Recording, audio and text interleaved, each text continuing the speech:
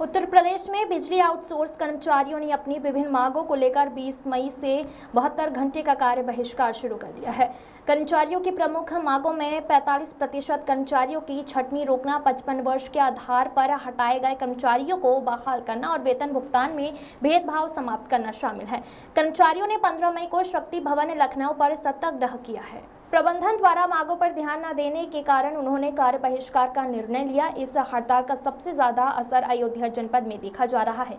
विभाग के अधिकारी उपभोक्ताओं की शिकायतों का समाधान नहीं कर पा रहे हैं। कर्मचारियों की अनुपस्थिति में फॉल्ट दूर करने का कोई विकल्प नहीं है। सुबह से चली तेज आंधी ने स्थिति और बिगाड़ दी है। उमस भरी गर्मी में लोगों को परेशानियों का सामना करना पड़ रहा है। इस धरना प्रदर्शन में संतोष कुमार, विनोद कुमार श्रीवास्तव, रामदेव सिंह, राजकुमार, श्रीनाथ तिवारी समेत सैकड़ों संविदा कर्मचारी शामिल हैं। कर्मचारियों की अन्य मांगों में मार्च 2023 में हटाए गए कर्मचारियों की बहाली, बकाया वेतन का भुगतान, ईपीएफ घोटाले की जांच और घायल कर्मचारियों का कैशलेस इलाज शामिल है। रोजी रोटी छीन ली गई है बगैर बताए भ्रष्ट क्या थे प्रबंधन द्वारा। हम 250 कर्मचारी यहाँ अयोध्या जनपद में हटाए गए हैं। सबसे हमारी मजबूरी है कि हमारे लोगों की जितने हटाए गए सभी लोगों को वापस किया जाए। नोटिस अभी ना हमको मिली ही नहीं है, कोई नोटिस नहीं मिली। अगर नोटिस मिली होती तो हम यहाँ ना बैठते, हम न्यायालय का शरण लेते, लेकिन नोटिस भी हमको लोग नहीं मिली है। ये हटाए हुए कर्मचारी भी हैं। हम लोग बिजली विभाग में लाइनमैन का केंद्र परिचालन का काम करते थे। हमारे यहाँ आपको दिखाएंगे, यहीं पे होंगे तुलसीराम जी होंगे। तुलसीराम कि विभाग में सेवा करते हुए उनका हाथ कट गया, पैर कट गया, और तब भी विभाग की सेवा कर रहे हैं 15 साल से, लेकिन आज उनको हटा दिया गया। इतना दर्द हम लोगों के अंदर में है कि प्रबंधन को दिख नहीं रहा, उनकी आंखें बंद हो गई हैं कि जो विभाग की सेवा के लगातार कर रहे हैं, तन मन धन से उन लोगों को कार्य से हटाया गया है। क्या मांग कर रहे सरकार से? सरकार से हमारी मेन मांग है माननीय योगी आदित्यनाथ जी से कि जितने हमारे कर्मचारी हटाए गए हैं मजदूर, इन लोगों की सकुशल वापसी हो और हम लोगों का वेतन जीवन जीने लायक न्यूनतम वेतन 18,000।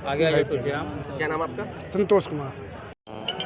समस्या हम लोगों की है। हम लोग लगभग 15 वर्षों से पावर कॉरपोरेशन प्रबंधन में ऑपरेटर, लाइनमैन और क्या कहते हैं तमाम जो पद हैं उस पर कार्य कर रहे हैं, और कार्य करते हुए हम लोग काफ़ी लंबे वर्षों से चले आ रहे हैं। सरकार और प्रबंधन के द्वारा अभी कुछ समय पहले एक ऐसा आदेश जारी कर दिया गया।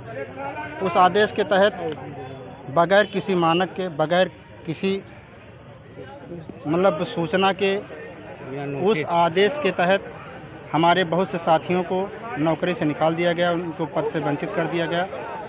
उनकी रोजी रोटी का सवाल है।